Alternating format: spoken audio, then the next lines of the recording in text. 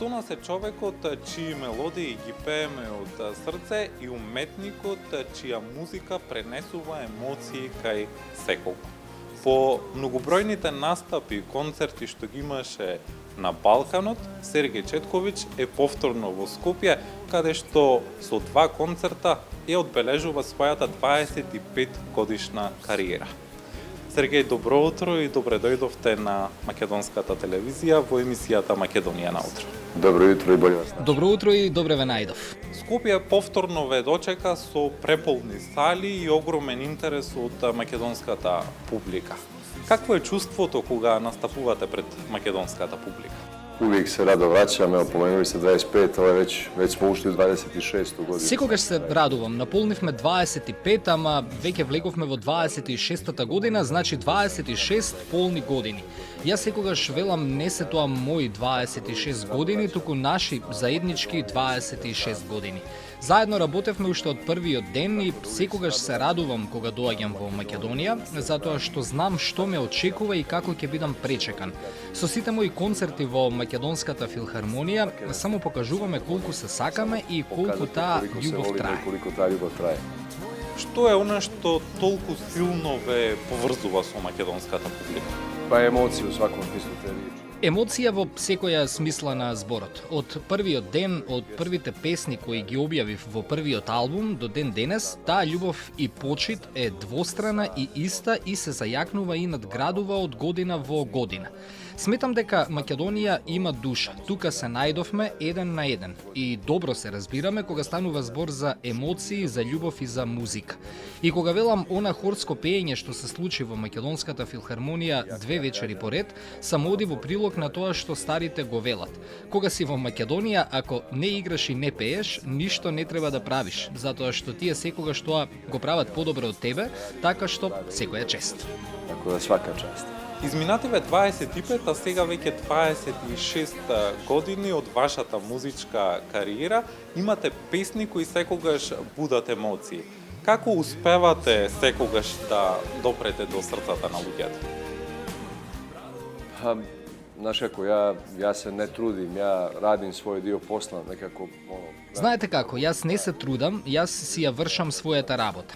Јас на тоа гледам како на Божи дар и прилика да се направи нешто паметно, а тоа го зборувам преку мојата музика. Сите тие љубовни приказни, како наратор, како некој што раскажува, се обидувам да ги пренесам што поблиско, што поинтимно и поискрено до публиката. Сметам дека тие приказни се полни со животни фотографии и случаи во кои секој од нас може да се препознае. Мислам дека токму тоа е најважното и тоа е оној фактор што го поврзува и изведувачот и публиката и во кој луѓето се пронаоѓаат. коме се луѓе пронаđу. Помина речиси повеќе од 2 децени од вашиот прв албум Кристина. Кога би погледнале наназад, како се гледате тогаш, а како сега? А јас сам издал први албум, ја мислим да е било то 99. година. Јас го издадов првиот албум во 1999 година. Значи, тогаш имав 23 години.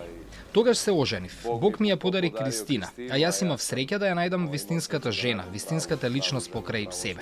Она што велат за секој успешен маж стои успешна жена, мислам дека во мојот случај тоа може да се види. Некој што е тука, што е пријател, што ве поддржува во се што правите. Се гледам себе си како некој што навистина работел на себе, што се труди, од година во година покажува некоја зрелост, што е секако и нормално. Драго ми е што публиката знае да го препознае тоа, да го цени и мислам дека овие 26 години одат во прилог на тоа дека навистина сме биле на висина на задачата. Освен што сте пејач, вие сте и композитор, но и текстописец. За кого Сергеј пишува и твори песни од естрадата?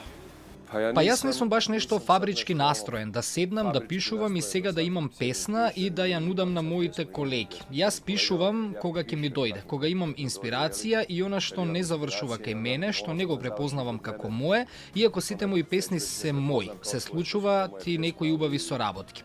Нешто ми доаѓа на ум, ќе слушнам, например, Саша Ковачевиќ, Бојан Маровиќ, Дженан, Масимо Савиќ, ја имав таа чест да соработувам со нив, така што се случува некои песни едноставно да завршат во рацете на тие на кои им се исудени. Неке песни просто заврши у рукама оних којима су исуđени.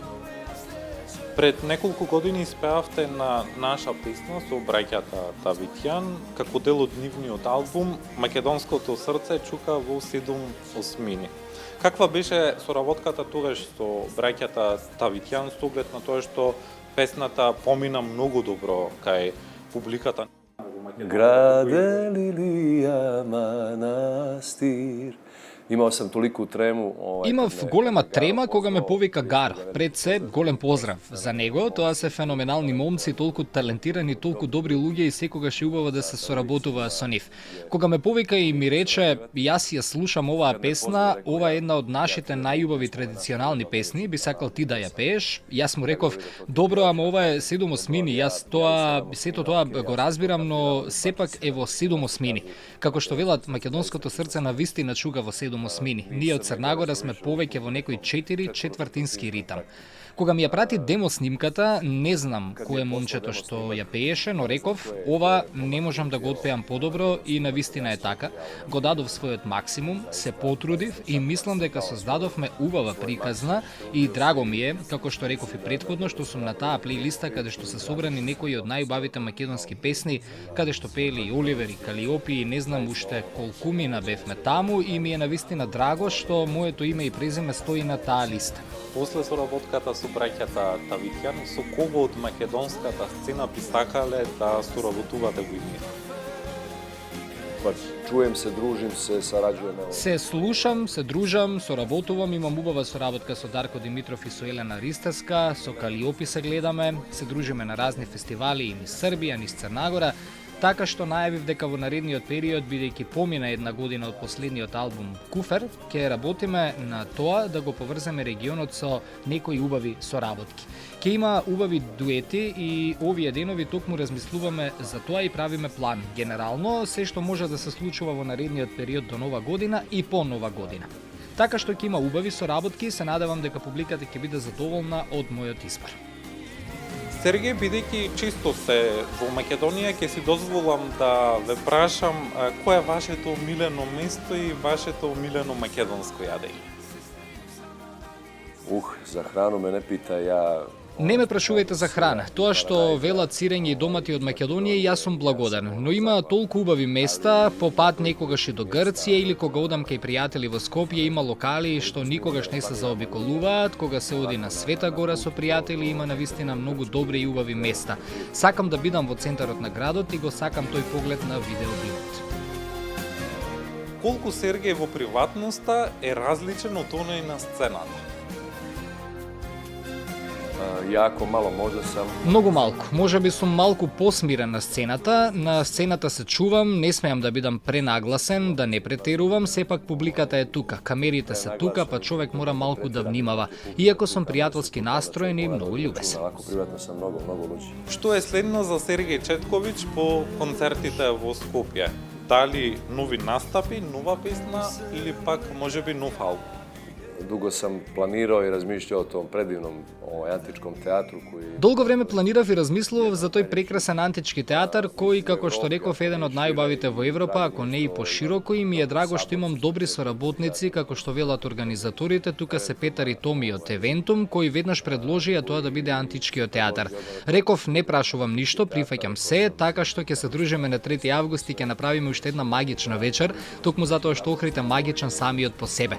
Мојата музика ќе донесе нешто сосема поинакво, ќе имаме засилување на сцена од камерниот оркестар од Битола, така што мислам дека публиката ќе биде задоволна, затоа што правиме навистина една специјална вечер која ќе биде сосема поинаква од се што досега сме имале можност да видиме.